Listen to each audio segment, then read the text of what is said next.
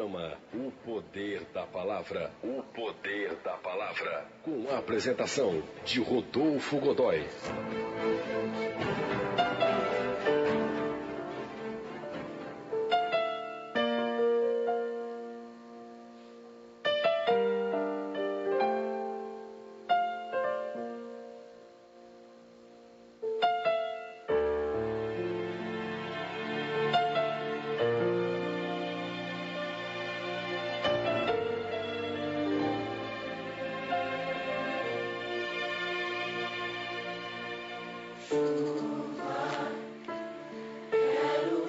O texto que nós vamos ler hoje está na Carta aos Filipenses, capítulo 3, dos versos de 1 a 12. Carta aos Filipenses, capítulo 3, dos versos de 1 a 12. O texto diz: Resta, irmãos meus, que vos regozijeis no Senhor. Não me aborreço de escrever-vos as mesmas coisas, e é segurança para vós. Guardai-vos dos cães. Guardai-vos dos maus obreiros, guardai-vos da circuncisão, porque a circuncisão somos nós, que servimos a Deus no Espírito, e nos gloriamos em Jesus Cristo, e não nos confiamos na carne, ainda que também podia confiar na carne. Se algum outro cuida que pode confiar na carne, ainda mais eu, circuncidado ao 8º dia, da linhagem de Israel, da tribo de Benjamim, hebreu dos hebreus, segundo a lei, fui fariseu. Segundo o zelo, perseguidor da igreja, segundo a justiça que há na lei, irrepreensível. Mas o que para mim era ganho, reputei-o perda por Cristo. E na verdade, tenho também por perda todas as coisas pela excelência do conhecimento de Cristo Jesus, meu Senhor, pelo qual sofri a perda de todas estas coisas e as considero como esterco, para que possa ganhar a Cristo. E seja achado nele, não tendo a minha justiça que vem da lei, mas a que vem pela fé em Cristo, a saber, a justiça que vem de Deus pela fé, para conhecê-lo, e a virtude da sua ressurreição, e a comunicação das suas aflições, sendo feito conforme a sua morte, para ver se, de alguma maneira, eu possa chegar à ressurreição dos mortos.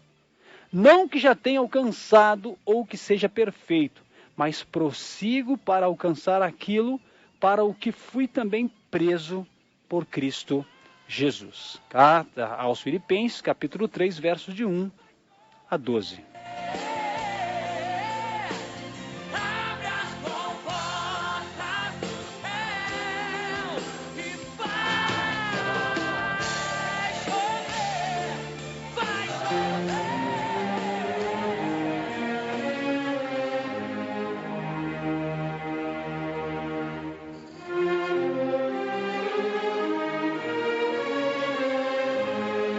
Queridos irmãos, nessa tarde, nessa reflexão desta palavra, nós queremos, primeiramente, olhar para esses 12 versículos que nós lemos, onde Paulo fala com uma igreja que era uma igreja fora de Jerusalém. Era uma igreja da Ásia, a igreja de Filipos. Então havia nessa igreja muitos gentios, pessoas que não eram do povo de Israel, e muitos judaizantes, ou seja, os que se converteram ao judaísmo, depois já de serem adultos. Não eram judeus de nascença, se converteram ao judaísmo. Paulo está falando com uma igreja assim, uma igreja que ainda, com pessoas que ainda valorizavam os costumes dos judeus, mesmo depois de se converter a Cristo. Esses eram os judaizantes. E existiam aqueles judeus prosélitos, aqueles que se convertiam ao judaísmo depois de serem adultos. E a igreja que ele estava mandando essa carta estava tendo um problema muito grande. Paulo falava uma coisa esses seguidores, esses convertidos, falavam outra coisa depois de Paulo e confundiam as pessoas. Por isso Paulo, no capítulo 3, ele vai orientar, ele vai dar sua palavra a respeito do Evangelho e a respeito de como se comportar diante dessas dificuldades que eles estavam tendo. Então Paulo começa a carta dizendo: resta, irmãos meus, que vos regozijeis no Senhor. E aí nós já conseguimos tirar o ensinamento, meu querido. A nossa alegria, o nosso regozijo, a nossa paz, a nossa segurança deve estar no Senhor, em Deus. Não significa que nós vamos ficar sorrindo o tempo todo. Não significa que nós vamos estar todo o tempo dando risada. Às vezes nós teremos, e muitas vezes teremos problemas, dificuldades, teremos as provações, as tribulações, as tentações, não é? Quando o pecado quer falar mais alto na nossa vida, quando nós até mesmo caímos em pecado. Mesmo assim, Paulo está dizendo para nós: se alegre no Senhor, regozije no Senhor. Há um advogado, né? Se nós temos o coração sincero diante do Senhor, se nós temos o coração sincero diante do chamado que Deus nos fez, e nós porventura vamos cair em pecado, então nós buscamos o arrependimento em Deus, contristamos nossa alma, mas temos a alegria de termos o perdão em Jesus Cristo. Por isso Paulo está dizendo aqui para eles: se regozijar no Senhor. É no Senhor que precisa estar a nossa segurança. E Paulo então vai começar a orientá-los devido aos ensinamentos errados que os judaizantes estavam fazendo entre a igreja de Filipos. Veja, ele vai dizer no versículo 2: guardai-vos dos cães, guardai-vos dos maus obreiros, guardai-vos da circuncisão. Percebe? Percebe que eram os costumes? Agora, que ensinamento nós podemos trazer para os dias de hoje? Primeiro quero falar do que estava acontecendo naquela época. Então Paulo, ele anunciava o Evangelho, fundava as igrejas, formava as igrejas, e alguns judeus se convertiam ao cristianismo. E eles se convertiam ao cristianismo e traziam os costumes ainda e queriam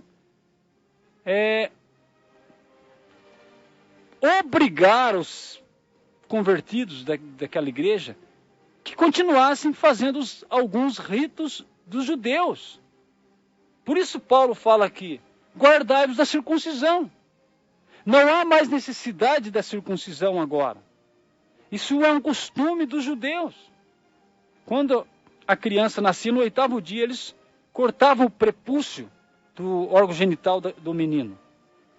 Então, aqueles novos convertidos que entravam, que se convertiam ao Evangelho, estavam recebendo esse tipo de formação.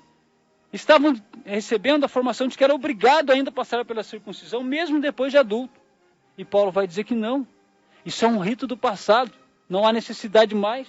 Agora eles vivem da graça. Não há necessidade mais de passar pelos ritos antigos. Aquilo foi abolido com a morte e ressurreição de Jesus Cristo. Agora nós precisamos aceitar a Jesus como nosso Senhor e suficiente Salvador. Isso basta.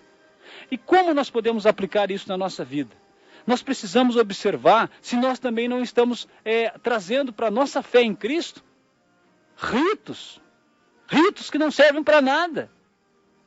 É disso que nós falamos tantas vezes aqui no programa. Às vezes as pessoas se convertem ao cristianismo. Ela diz: estou convertida a Jesus Cristo. Mas ela tem uma série de costumes que não servem para nada. E nós podemos dar muitos exemplos. Meus irmãos, para que serve um copo de água em cima da televisão? Em cima do rádio? Para que serve uma oração em cima de um carro? De uma chave de casa? Para que serve essas campanhas com tantos propósitos infelizes que não servem para nada? Não é? Quantas vezes nós vemos as pessoas pegar galões de água, pastores, obreiros, e levar no monte para orar, e depois traz aquela água dizendo que aquela água tem um poder, que aquela água vai curar, que aquela água foi consagrada. Meu irmão, nada que se faz pode suprir, pode cancelar, pode anular o sacrifício de Jesus Cristo. Quando nós falamos que Jesus Cristo é suficiente, Ele é suficiente para a nossa vida e ponto final. Não há nada que possamos fazer, meu querido. Não há nada que nós possamos acrescentar ao sacrifício de Cristo. há muitas pessoas ainda seguindo os ritos, como se fossem ritos farisaicos, não é? Os fariseus, eles sabiam toda a lei, não praticavam, mas eles queriam obrigar as pessoas a fazer uso da lei, a praticar toda a lei, não é? Eles viviam disso. Então, se um jumento lá caía no poço no dia de sábado, não podia tirar, entendeu? E esse jumento, que era uma ferramenta para o trabalho na lavoura deles, eles teriam que deixar morrer lá, porque eles não podiam tirar, né? Então, eles não podiam nada, não podiam comer e beber sem antes lavar as mãos, né? Não por causa do uso da higiene, simplesmente porque era rito. E eram tantos ritos, centenas e centenas de ritos, e agora eles queriam levar isso para dentro do cristianismo. Jesus que liberta, ele liberta de tudo, inclusive dos ritos que não servem para nada, que não tem suficiência nesses ritos para salvar ninguém. Então, quando eu vejo alguém indo aí pela Via Dutra, para o santuário de Aparecida do Norte, com uma cruz nas costas, quando essas pessoas vão aí fazendo longas caminhadas, às vezes vão a pé, às vezes vão no lombo do cavalo, né? Quem faz o sacrifício, na verdade, é o cavalo. Vai no lombo do cavalo, e tantos outros, né? E sobem escadas de joelhos, julgando que aquilo agrada a Deus. E Jesus já nos libertou de todos esses ritos. Mas o que dói não é só isso, o que mais dói é que líderes espirituais valorizam esses sacrifícios que de nada servem, não é? De nada servem. E é isso. Nós talvez não estamos trazendo ritos judaizantes para dentro do cristianismo, porque não é a nossa cultura. Mas quanto de cultura religiosa nós queremos colocar dentro da fé cristã? Quantos que nós estamos trazendo? Não é? Quantos que nós estamos trazendo? É a água benta, é o óleo bento, é a cinza na cabeça, não é verdade? Tantas coisas que a gente vê. Agora não pode comer carne, agora não pode comer isso, agora não pode fazer aquilo. Sabe, são ritos mortos. São rituais que não servem para nada. O ritual 100% foi quando Jesus foi crucificado no madeiro. Este foi o último ritual de sangue. Este foi o último ritual. Por isso Jesus, ele é chamado de o Cordeiro de Deus. Então, meus irmãos, é óbvio que quando nós deparamos com essas coisas por aí, né, nos segmentos que se dizem cristãos, nós ficamos entristecidos. Porque, assim como Paulo vai falar que eles precisam guardar da circuncisão, dos maus obreiros, dos cães, nós temos que falar as mesmas coisas. Há tantas pessoas que, consciente ou não, né, do que estão falando, estão passando para frente ensinamentos que são contrários às Sagradas Escrituras. E é isso que Paulo está dizendo para aquela igreja de Filipos. Tomem cuidado, porque eu estou falando aquilo que eu aprendi de Jesus Cristo, que ele teve um encontro pessoal com Jesus Cristo, né? Então, tomem cuidado, porque eu sei que no meio de vós tem muitas pessoas que estão falando o contrário, que estão falando que vocês devem fazer rituais, devem observar rituais, devem andar de joelho, devem tomar o sal abençoado, devem ir no monte e ficar lá no monte abençoando o óleo, dizer que o óleo está ungido, que você tem que levar essa toalhinha para sua casa, que aquele determinado apóstolo enxugou o suor naquela toalhinha, e aquela toalhinha agora tem um poder, você pode pagar por aquela toalhinha, que você tem que comprar agora aquele DVD daquele pastor, que aquele pastor é poderoso, sabe? Que você tem que agora ir naquele culto daquele pastor que joga a capa sobre os fiéis caem todos no chão, então você tem que ir, que a cura está ali. Mas eu quero dizer para você, meu irmão, você não tem que ir em lugar nenhum. Você não tem que correr atrás dessas coisas. Você não tem que fazer romarias longas nem curtas para lugar nenhum. Esses são rituais mortos. São rituais que para nada servem. São rituais que no nosso tempo têm adulterado o Evangelho de Cristo. Ah, quantas pessoas dizem, eu sou do Senhor. Eu creio em Deus, mas eu preciso fazer essa oração ao santo tal. Eu preciso pedir a ajuda de Maria. Eu preciso pedir a intercessão dos anjos do Senhor. Você não precisa, meu irmão. Segundo a Sagrada Escritura, você não precisa. Se você está recebendo esse tipo de ensinamento, está errado. Está errado, não é dessa forma. A Bíblia, ela é inspirada por Deus. E tudo nesse... Claro, Deus fez muitas coisas que não estão aqui. Mas o que Deus inspirou para que fosse escrito na Sagrada Escritura já é o suficiente para que nós possamos ter o entendimento da salvação. Para que nós entendamos qual foi e por que Jesus Cristo foi crucificado, morto e depois ressuscitou. No versículo 3, então, ele vai explicar, porque a circuncisão, essa externa, essa de cortar o prepúcio, essa não serve para nada. A circuncisão somos nós, diz Paulo, que servimos a Deus no Espírito. E nos gloriamos em Jesus Cristo. E não confiamos na carne. De nada vale esses sacrifícios, esses rituais. É isso que ele está falando. E é isso que eu quero dizer para você, meu irmão. Não vale nada rezar 600 mil Ave Maria. Não vale 10 mil Pai Nosso. Não vale. Não é maior que o sacrifício de Jesus na cruz. São palavras que repetimos e podemos repetir mecanicamente. O que Paulo está falando aqui, que o suficiente, que a nossa circuncisão é a nossa circuncisão interior, que nós temos que cortar é o pecado da nossa vida, nós temos que cortar é a idolatria do nosso coração, nós temos que cortar tudo isso, nós temos que lançar fora o pecado, combater contra o pecado. Essa é a circuncisão que agrada a Deus. Essa é a circuncisão que precisa ser feita, esse corte que precisa ser feito. Isso Paulo está dizendo. Ele está dizendo que nós nos gloriamos em Jesus Cristo e não nos confiamos na carne. Não adianta ritos carnais. Versículo 4. Ainda que também podia confiar na carne. E agora Paulo vai dizer o seguinte. Há muitas pessoas confiando, e ele está dizendo no caso ali para os judeus, os convertidos que estavam adulterando o evangelho, ele vai dizer, olha, se é para a gente se gloriar na carne, eu posso me gloriar primeiro. E aí ele vai dizer uma série de condições que o colocaria na frente de todos os outros. Veja, Paulo está dizendo, ainda que também podia confiar na carne. Se algum outro cuida que pode confiar na carne, então eu posso.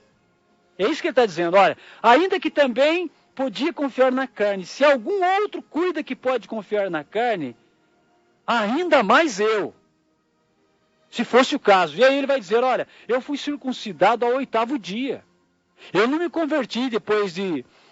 eu não me converti ao judaísmo, às leis, né?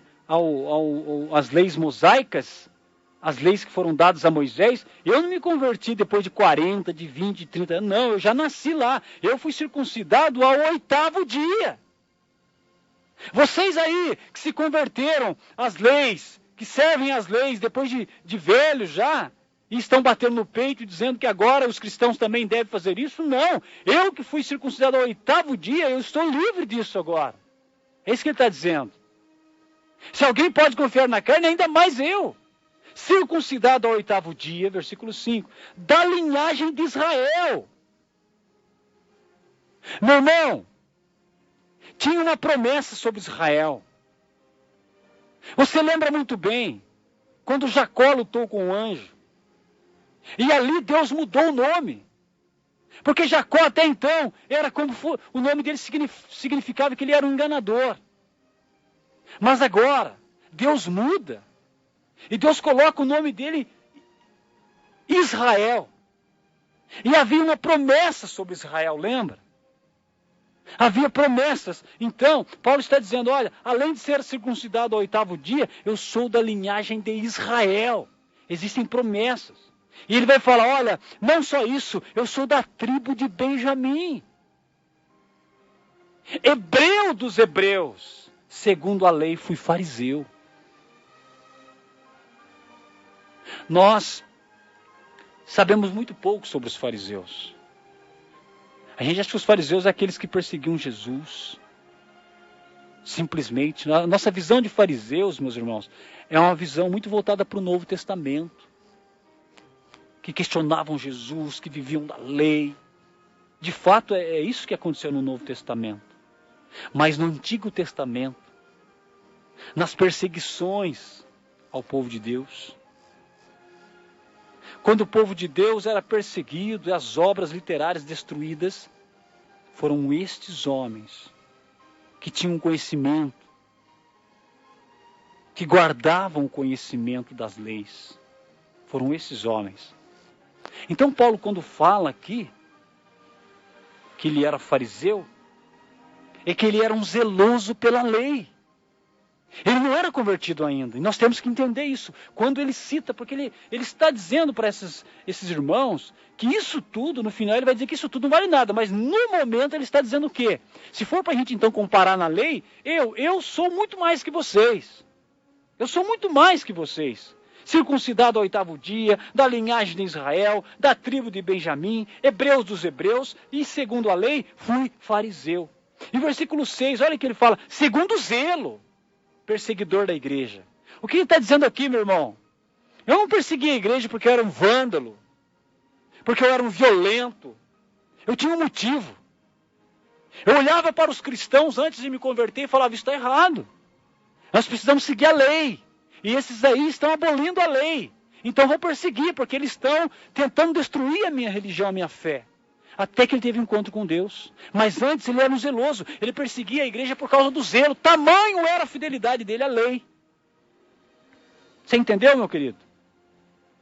E agora ele vai dizer o quê? Segundo a lei, segundo o zelo, perseguidor da igreja. Segundo a justiça que há na lei, irrepreensível. Então, se for para a gente confiar na carne, vocês estão todos atrás de mim, dizia Paulo. Eu estou na frente de todos vocês. Agora, veja, versículo 7. Mas o que para mim era ganho, reputei-o perda por Cristo. E agora nós temos um ensinamento muito importante. Você veio para Cristo, meu irmão. Você conheceu a palavra, você conhece, você lê a Bíblia. Por que você ainda cumpre rituais mortos? Liturgia morta. Por que você tem que confessar-se a alguém e depois fazer 2, 3 preces e aí que Deus vai te perdoar, meu irmão? Rituais mortos, estão abolidos. Da mesma forma que aqueles homens precisavam matar cordeiros, precisavam derramar sangue para ser perdoado, sabe? E isso foi abolido porque o perdão dos pecados agora está em Jesus Cristo. Ele sim perdoou os nossos pecados. Então a única maneira de tirar de nós todo o peso do pecado é aceitando a Jesus como nosso Senhor e suficiente Salvador. Rituais nenhum, penitências nenhum, por mais que sejam feitas com boa intenção, com coração bondosos, não surge efeito nenhum. Você está enganado, está equivocado se você faz isso. É preciso deixar isso de lado. É preciso romper com esses antigos costumes e viver somente da graça de Cristo. Paulo está dizendo, tive tudo isso que eu disse para vocês e que eu fiz com excelência, não valeu nada. Eu tive como perda por Cristo. E ele vai dizer no versículo 8, e na verdade tenho também por perda todas as coisas pela excelência do conhecimento de Cristo Jesus. Quando ele teve o conhecimento de Cristo Jesus, que ele vai dizer assim, Cristo Jesus meu Senhor, pelo qual eu sofri a perda de todas essas coisas e as considero como esterco, para que possa ganhar a Cristo. Meus irmãos, quantas vezes nós já lemos esse texto e ignoramos a profundidade desse texto. Nós não chegamos nem ao pé, nem à sombra de Paulo, no quesito conhecimento, zelo, no quesito originalidade da sua fé. Nós não chegamos, meus irmãos, nós nos convertemos aí, né? Nós conhecemos o evangelho por aí, às vezes pregado até por falsos profetas, não é? Nós tivemos o conhecimento da palavra, o acesso à palavra. E agora nós queremos trazer para dentro do cristianismo rituais. Queremos trazer para o cristianismo rituais, passar pelas águas, mergulhar na piscina de Siloé, sabe? Fazer essas campanhas bizarras que nós vemos nas igrejas pentecostais, evangélicas, segmentos cristãos, ou pelo menos que se dizem cristãos, católicos, todos, segmentos, rituais de tudo quanto é jeito. E Paulo está dizendo aqui, isso para mim que eu fazia, os costumes que eu fazia, agora eu tenho como esterco. Não vale mais para nada. E olha que ele era zeloso do que ele fazia. Nós ainda fazemos mal feito, né? Fazendo de qualquer jeito. Mas queremos dizer para as pessoas, nós precisamos fazer isso. Olha, você precisa agora fazer esta romaria. Olha, você precisa ir 3 vezes na campanha do sal grosso, na campanha do óleo ungido. Não precisa nada disso. Sabe o que está precisando no nosso meio, meus irmãos? São pessoas preparadas para nos ensinar a palavra de Deus, para dar estudo sobre a palavra de Deus. Não é errado não, isso precisa acontecer. Ganhar conhecimento, pessoas que tiveram a graça de estudar num bom seminário teológico e depois trazer para a igreja os ensinamentos que ele aprendeu. Nem todos têm condições de fazer um seminário teológico, né, honesto, porque muitos seminários estão adulterados também. Homens que levaram para dentro desses seminários ensinamentos errados, que falam de teologia de prosperidade, essas coisas todas, não. Mas nós precisamos estudar a palavra de Deus, tomar conhecimento do texto, do contexto, do que acontecia na época, trazer para os nossos dias, entendeu? Nós precisamos parar um pouco o emocionalismo. Senhor, parar com essas coisas. Parar com essas coisas. Né? E ter ser um pouquinho mais racional, para entender a palavra, para ensinar e para aprender, para, sabe, buscar aí o conhecimento, o discernimento da palavra de Deus, para não perder mais tempo, como a gente tem visto. Paulo está dizendo isso para aquelas pessoas. Não vale nada. Todos os rituais que vocês fazem, caminhada para isso, caminhada para aquilo, de joelho, com cruz nas costas, copo em cima da televisão, óleo ungido, vela benta, crucifixos de madeira, não vale nada. Não tem valor nenhum. O que vale é a palavra de Deus e a revelação que ali está. Isso é o que tem valor. E Paulo está ensinando, então. No versículo 9, ele vai dizer, no versículo 8, ele vai dizer, e na verdade, tenho também por perda todas as coisas, pela excelência do conhecimento de Jesus Cristo, meu Senhor, pelo qual sofri a perda de todas essas coisas e as considero como esterco, como estrume, para que possa ganhar a Cristo. E seja achado nele, não tendo a minha justiça que vem da lei, eu não tenho mais nada com a lei, mas a que vem pela fé em Cristo, a saber a justiça que vem de Deus pela fé. Paulo está sendo muito bem claro, ele não vive da lei, ele vive da graça em Jesus Cristo. Versículo 10, para reconhecê-lo e a virtude da sua ressurreição e a comunicação de suas aflições, sendo feito conforme a sua morte, para ver se de alguma maneira eu possa chegar à ressurreição dos mortos. Glória a Deus. Não que já a tenha alcançado, ou que eu seja perfeito, mas prossigo para alcançar aquilo para o que me fui também preso por Cristo Jesus. Paulo está explicando, deixado muito bem explicado aqui para nós, que a justiça do crente consiste, em primeiro lugar, em ser perdoado do pecado, justificado e aceito por Deus mediante a fé. A nossa justiça, meu querido, no entanto, é mais do que isso. A palavra de Deus declara que nossa justiça é Cristo, o próprio Senhor Jesus Cristo, habitando no nosso coração. No Antigo Testamento, o Messias era referido como renovo justo. E o Senhor, o renovo justo, e o Senhor, nossa justiça. Noutras palavras, a justiça que possuímos, meus queridos, não é de nós mesmos, mas de Jesus, em quem colocamos a nossa fé. Então, mediante a presença dele em nós, tornamo-nos ele justiça de Deus, tornamo-nos nele justiça de Deus. Veja, meu irmão, o fundamento da nossa fé. O fundamento da nossa salvação. O fundamento da nossa salvação e nossa única esperança de justificação é a morte sacrificial de Jesus Cristo. É o seu sangue derramado no Calvário e nada mais. Não vai adiantar as 200.000 Ave Maria, os 300.000 Pai Nosso. as 400.000 velas que nós acendemos, as 300.000 vezes que tomamos uma cinza na cabeça, as 400.000 copos de água que nós colocamos em cima da TV, as 300.000 vezes que colocaram óleo na nossa cabeça, as 400.000 vezes que nós mergulhamos numa piscina, dizendo que nós estávamos mergulhando na piscina de Siloé, de Betesda, no poço de Naamã e tantas outras coisas que as pessoas inventam. Eu senti de Deus que nós temos que fazer uma campanha do tapete da cura. Pronto. Aí já leva. Eu senti de Deus que a toalhinha que o pastor enxuga o rosto tem a unção do Senhor. Eu senti. Meus irmãos, que sentiu? A nossa carne ela é tendenciosa ao pecado, então esses sentimentos todos aí vêm carregados de engano.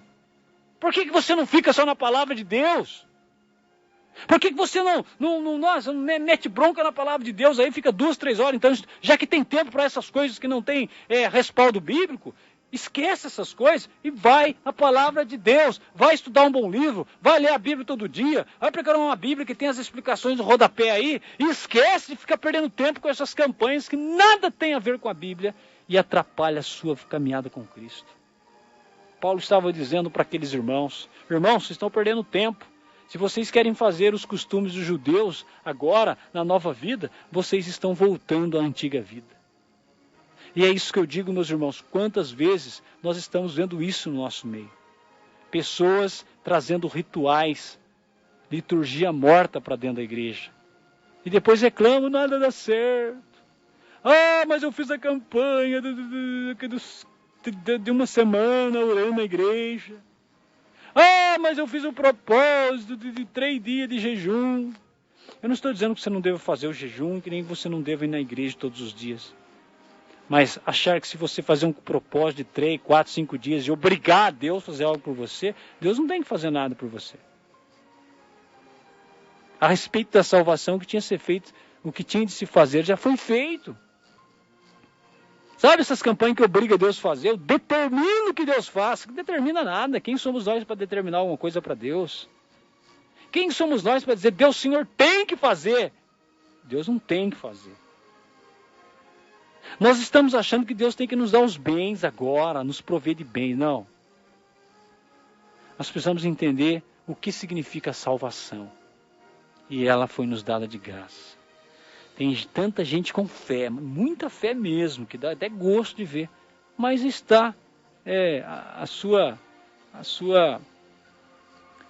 motivação é totalmente errada. Ela tem fé motivada por ganhar alguma coisa, ser uma pessoa próspera, que Deus vai dar emprego para todo mundo, que Deus não vai deixar faltar dinheiro. A fé dela essa é a motivação, isso está errado. E Deus não vai fazer isso. Deus não vai fazer capricho nosso, meu irmão. Deus não tem obrigação de fazer capricho nosso, de dar casa, de dar carro, de dar casamento. Deus não tem obrigação nenhuma. Vamos parar de pedir aquilo que Deus não tem obrigação de dar. Nós estamos preocupados com isso. Mas a causa séria, a coisa séria mesmo, é a salvação. Nós precisamos entender a salvação, de como ela acontece na nossa vida. E a partir daí começar a caminhar com Deus, tendo emprego ou não tendo emprego, tendo saúde ou não tendo saúde, tendo carro ou não tendo carro, tendo casa ou não tendo casa. Nós precisamos separar essas coisas e viver da graça, daquilo que Deus permitir que nós vivamos. Sendo assim, nós tiramos o ensinamento desta palavra hoje. A salvação é oferecida a todos nós. Nós aprendemos também que todos os sacrifícios, as leis que nós fazíamos, julgando agradar a Deus, foram abolidas. Que o que agrada a Deus é um coração contrito. O que agrada a Deus é um coração submisso a Ele. Isso aí agrada a Deus. E que se nós ainda continuamos com rituais, com um monte de justificativa, nós estamos errados e equivocados. que nós precisamos abolir isso da nossa vida e viver somente da graça. Que Deus abençoe você, abençoe a todos nós, nos dê a graça do conhecimento, do entendimento da sua palavra. Em nome de Jesus que eu peço. E agradeço. Amém.